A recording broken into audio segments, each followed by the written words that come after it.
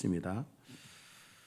이슬람교가 생긴 이후로 중동 지역은 아랍 왕국이 통치를 하다가 그 다음에 오스만 투르크가 거의 한 600년 정도를 또 통치를 합니다. 600년 정도 통치를 하고, 그 이후로 이제 아랍 사람들이 20세기에 들어와서 아랍인들의 나라가 다시 세워졌고, 여전히 이스라엘과는 팽팽한 긴장이 지속되고 있습니다. 이 아랍 사람들은 혈통적으로 이스라엘과 남이 아닙니다. 남이 아닙니다. 아브라함이 하갈에게서 낳은 이스마엘이 아랍 민족의 조상이기 때문에 그렇습니다. 그래서 아랍 사람들이 이슬람 세계의 주류지 않습니까? 그 아랍 사람들은 아브라함의 그 혈통적 정통성이 이삭이 아니라 이스마엘이다 이렇게 주장을 합니다. 지금도 그렇게 주장을 하고 있고, 그래서 우리가 중동 지역의 축구팀들 선수들 등판에 보면 이스마엘이라는 이름을 가진 선수들을 종종 보게 되죠. 존경받는 이름이라서 그렇습니다. 그와 함께 또 이슬람권에서 축구 선수들이나 뭐 그런 선수들 등에 특히 남자 선수들 이브라임이라는 그 이름이 있습니다. 그 아브라함입니다. 아브라함을 이브라임이라고 합니다. 그렇게 발음을 합니다. 오늘 본문에 3,500년이 지난 지금까지도 아브라함의 후손들 이스라엘에게 가시가 되는 이스마엘이 어떻게 시작되었는지를 보여줍니다. 아브라함과 사라가 약속을 같이 받은 겁니다. 사실은 하나님이 아브라함에게 약속하셨을 때 아브라함과 사라에게 약속을 같이 주신 겁니다. 하나님이 창세기에 아담에게 생육하고 번성하라 그랬을 때 그 땅에 충만하고 땅을 정복하고 그 하나님의 문화명령이라고 그러거든요. 그 문화명령을 주셨을 때에 그 명령을 아담만 받았느냐? 아니죠. 하와가 같이 받았다고 봐야죠. 왜? 인간은 자체 생식이 안 되잖아요. 자녀를 낳으려면 남편과 아내가 필요해요. 그러니까 생육하고 번성하라는 말 안에는 아담과 하와에게 같이 주신 말씀이죠. 그 자체가. 그와 같이 아브라함에게 후손에 대한 약속을 하셨다면 그건 누구도 당연히 사라가 포함이 되는 거죠.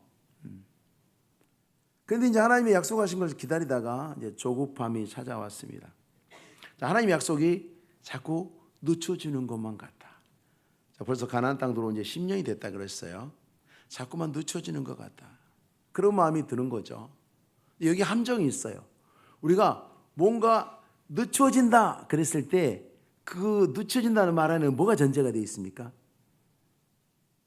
기준이 있죠. 기준. 예를 들어서 우리가 버스가 늦게 오네? 그건 뭡니까? 10시까지 온다 했는데 10시 5분이라도 버스가 안 와. 그러면 늦게 오네 그렇게 이야기를 하지 않습니까?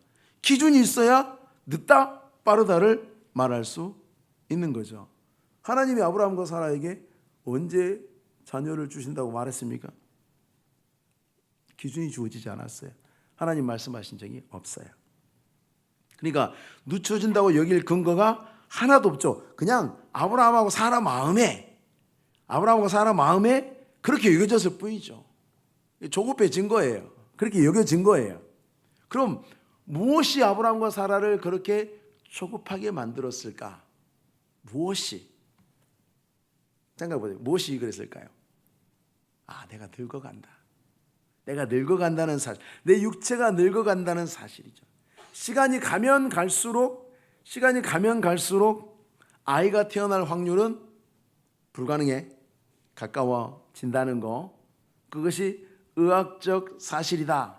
그들도 당연히 알고 있었을 겁니다. 왜냐하면 사람이 그렇게 만들어졌고 지금도 그래요.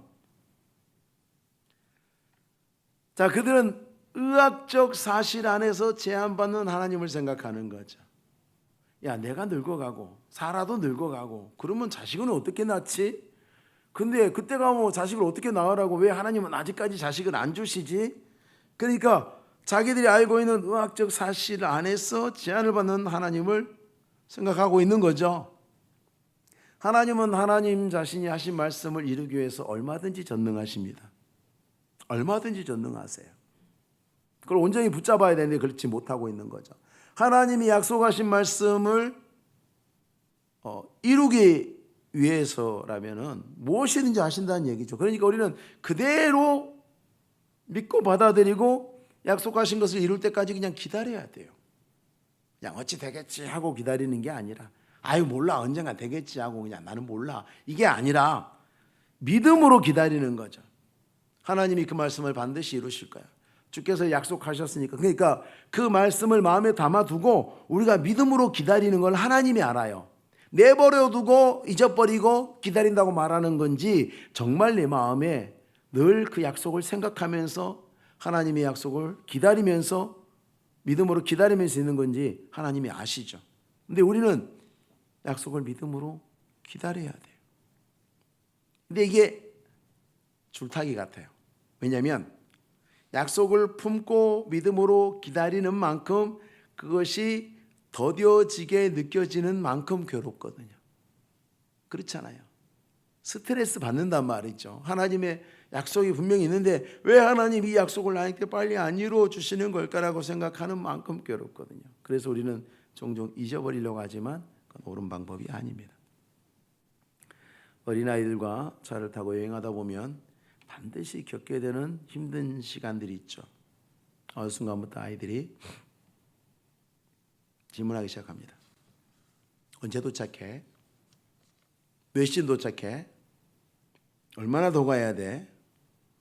곧 도착해 라고 말해줘도 아이들의 마음에 자리 잡은 의심은 끊임없이 아이들을 괴롭히죠. 견디지 못하게 합니다. 힘들어요. 계속 운전하는 아빠나 엄마를 괴롭히죠. 언제 도착해? 언제 도착해? 얼마나 남았어? 어른들은 그렇지 않습니다. 어른들은 믿음이 좋아서 그렇지 않은가? 아니죠. 어른들은 주변 환경이나 여러 가지 상황이나 정보들을 파악해서 도착할 만하다고 여기니까 견디는 거예요. 엄마 어디 갔다 올게. 일주일 만에 올게. 갔어요. 아이가 이틀째부터 엄마를 찾습니다. 우리 엄마 언제 와? 몇 밤 자야 돼? 5밤만 자면 돼. 아이는 3가지밖에 셀 줄을 몰라요. 그러면 그 아이에게 5밤은 개념이 들어올까요? 안 들어올까요? 안 들어오겠죠. 계속 묻는 거예요. 몇 밤 자야 돼. 근데 어른들은 그런 거 안 묻죠. 왜? 5가지 셀 줄 알아요. 그게 언제쯤인지 감각을 가지고 있어요. 사라의 나이가 75세입니다. 어른입니다. 그럴지라도 하나님의 약속만 있고 다른 정보가 제한된 상황이죠. 심지어는 약속과 정반대되는 정보들이 더 강력하게 사라에게 영향을 주는. 나 나이 들면, 지금보다 더 나이 들면 도대체 어떻게 아기를 낳는단 말이지? 나는 그런 이야기를 듣도 보도 못했어. 내 나이 돼서 애 낳았다는 여자 이야기를 난 듣도 보도 못했어. 남자들은 70, 80에도 자손을 보더라고요. 근데 지금 세계에 70억, 80억이 살아도요 70, 80에 자손을 낳는 여자분은 없어요. 그러니까 사라가 느끼는 절망감은 더 컸겠죠. 그때나 지금이나 인간의 신체 구조는 비슷합니다. 사라가 느끼는 절망감은 훨씬 컸을 거예요. 그런 상황에서 하나님이 아무리 약속하셨을지라도 하나님이 약속하신 그 자녀, 그 약속, 그걸 기다리는 것은 견디기 힘들 수밖에 없습니다. 내 나이가 어때서가 아니라 내 나이가 몇인데 이거죠. 내 나이가 몇인데. 사람이 조그만 마음을 가지면 실수를 하죠. 사라는 자신에게 아이가 생기지 않는 것을 보고 기다리다가 이제 고민을 하기 시작합니다. 자, 하나님이 아브라함에게 자손을 주신다고 약속하셨어요. 사라도 알아요. 근데 혹시 나 아니고 다른 여자를 통해서 주신다는 건 아닐까? 왜냐하면 애나 지금이나 남자들은 낳을 수도 있어요. 그러니까 사라가 봤을 때는 마음에 굉장히 부담이 들었을 거예요.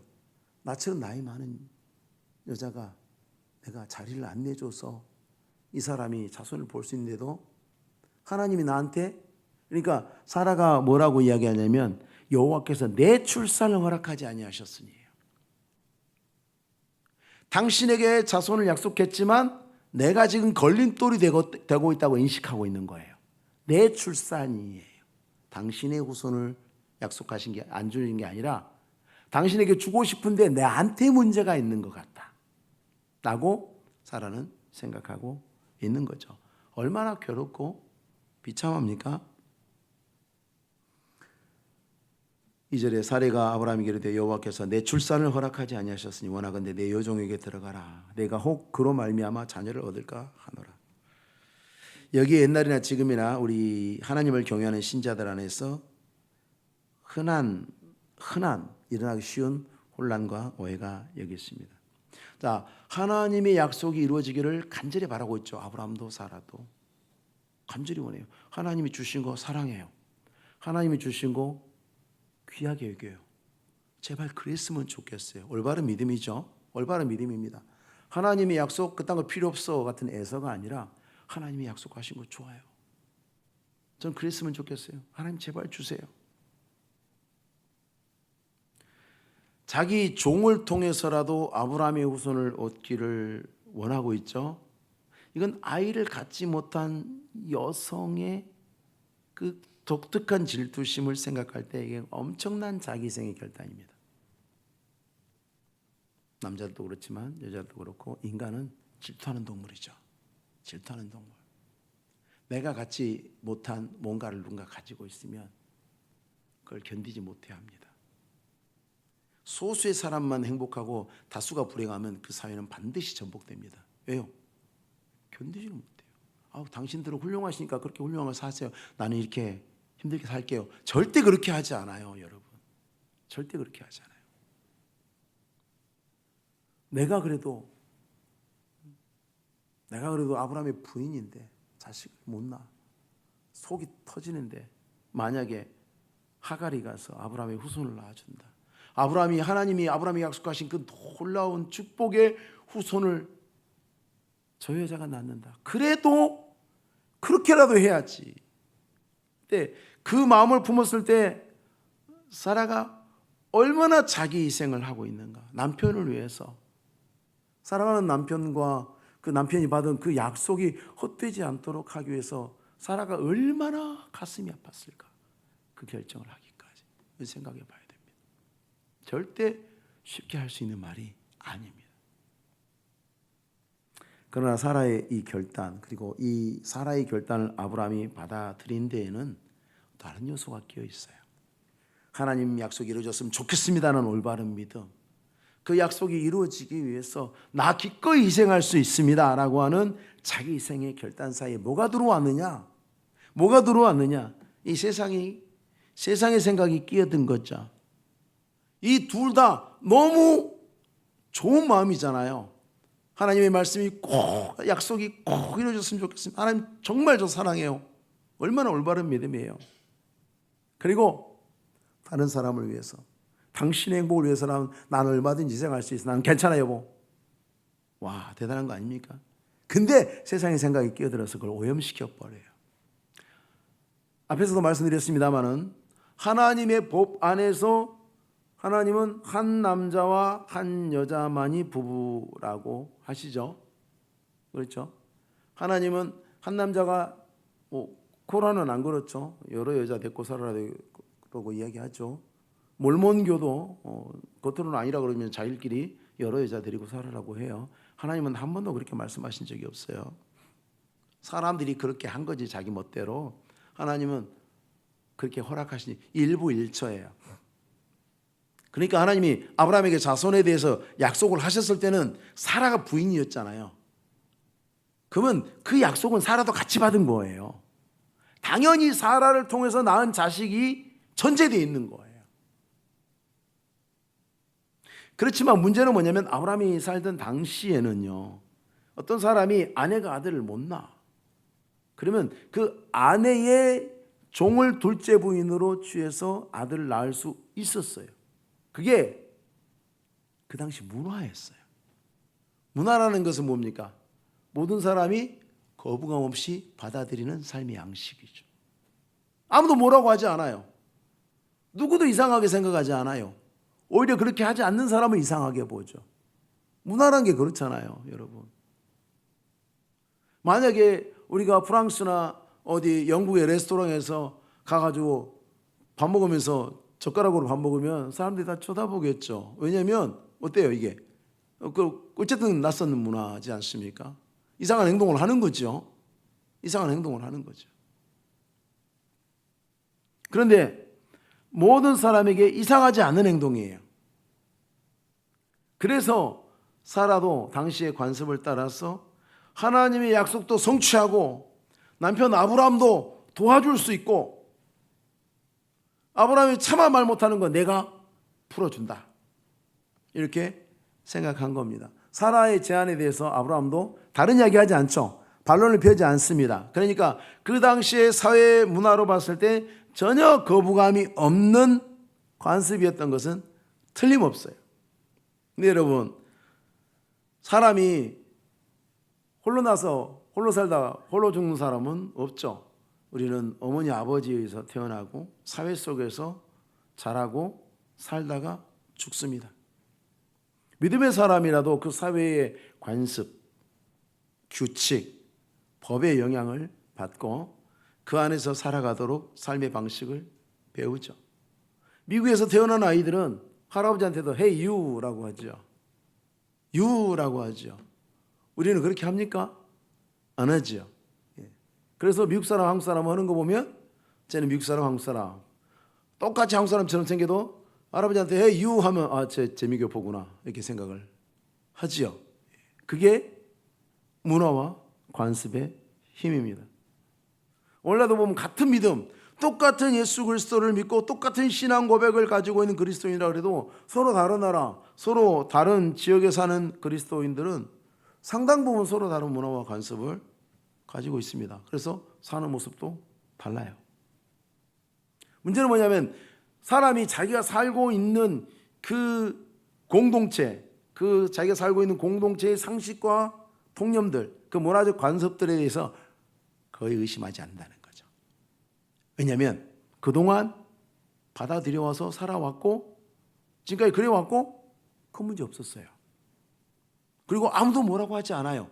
오히려 그렇게 하지 않는 걸 뭐라고 하죠. 아브라함과 사라도 하나님의 약속을 받았습니다. 그것을 기다리는 중에, 기다리는 과정에 사라가 자신의 여종을 아브라함에게 주어서 자녀를 낳게 하지 않는 것이 하나님 앞에 잘못한 일이고 남편에게도 못할 일이었다라는 반성 아닌 반성을 했을 거라는 거고, 아브라함도 거기에 대해서 이의를 달지 않았다는 거예요. 그러니까 하나님을 향한 열심이 두 사람에게 없지 않아요. 있는데 그게 거룩한 지식을 겸비하지 못했을 때 이런 사단이 나는 거예요. 우리는 종종 그런 이야기하죠. 무식한 사람이 부지런하면 재앙이다. 그죠? 무식한 사람이 부지런하면 재앙이에요. 왜? 그 무식함의 능력을 무한대로 뿜어내니까. 그렇죠? 수많은 사람에게 피해를 주죠. 무식한 사람이 가만히 있으면 혼자 끝나요. 부지런을 떨기 시작하면 온 사회, 온 나라, 너무나 많은 사람들에게 피해를 줄 수 있죠.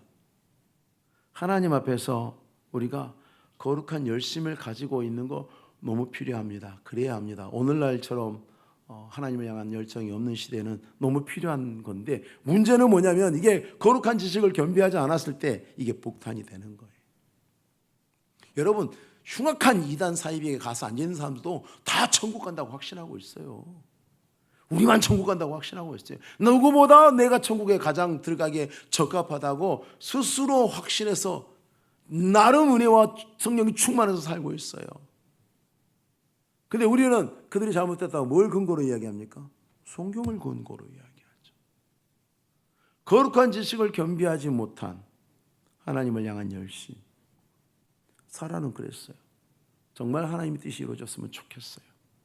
남편이 하나님 앞에 약속받은 그 복이 이루어졌으면 좋겠어요. 근데 나 때문에 걸림돌이 되는 건 아닐까? 그것은 바로 하나님이 영적 진리에 대한 그 지식을 갖추지 못했기 때문에 일어난 일입니다. 영적인 진실을 따지면 하나님은 아브라함에게 이미 있는 정당한 아내 사례를 통해서 후손을 주실 것을 약속하셨고, 신약에도 계속 그 이야기 하지 않습니까? 사라와 하갈에서 난 사람들, 종의 몸과. 사라의 종 하갈은 처음부터 하나님 계획이 없어요. 그런데 우리의 일상에 깊이 배어있는 우리 사회의 통념과 그 상식들이 개입을 해서 왜곡을 시키는 거예요. 그래서 우리가 가지고 있는 우리 사회의 상식과 통념들을 항상 하나님 말씀으로 점검해 봐야 됩니다. 살펴봐야 돼요. 모든 사람이 다 그렇게 해서 또 아무 문제가 없을지라도 하나님 말씀하고 충돌하고 하나님 말씀이 허락하지 않는 것이라면 우리 삶 속에 받아들이지 말아야 돼요. 우리 사회의 모든 사람이 그렇게 하고 있는 것이라도 말씀과 충돌하고 하나님의 말씀이 허락하지 않는 것들은 받아들이면 안 돼요. 사라는 그걸 놓친 거예요. 아브라함도 그걸 놓친 거예요. 왜냐하면 너무 친숙해요. 너무 익숙해요. 왜? 내가 살아오고 지금까지 지내온 문화니까. 아무도 그렇지 않는 모습을 보여주지 않았기 때문에. 하나님 말씀 거울과 같아야 합니다. 언제나 어느 때나 우리의 모습을 정확하고 정직하게 보여주는 것이 주의 말씀입니다. 조금의 왜곡도 없는 아주 정직한 거울입니다. 말씀에 비추어서 옳고 그름을 분별하는 태도는 번거로워 보이죠. 수시로 가서 거울 봐야 하니까 얼마나 번거롭습니까? 그러나 우리가 크게 잘못된 선택을 하지 않도록, 우리가 길을 잃지 않도록, 우리가 바른 삶을 살도록 우리 발걸음을 지켜주는 등불과 같습니다. 그래서 언제나 주의 말씀을 내 발의 등이요 길에 비치라 라고 하신 것을 마음에 새기고 말씀과 함께 걸어서 승리하는 신앙생활 되시기 바랍니다. 기도하겠습니다. 하나님 아버지 감사합니다. 오늘도 주의 영으로 함께 하시고 거룩하신 은혜를 우리 가운데 더하셔서 우리가 나아가는 모든 발걸음 주의 말씀을 따라 걷게 하시고 주의 말씀으로 살피게 하시고 이로 인해서 저희가 곁길로 나가지 않고 잘못된 곳에 들어서지 않도록 하나님 도와주시옵소서. 날마다 우리의 눈을 밝혀주시고 우리의 길을 비춰주셔서 언제나 생명의 길을 걸으며 복된 자리에서는 믿음의 사람들 되게 하옵소서. 예수님의 이름으로 기도하옵나이다. 아멘. 찬송가 300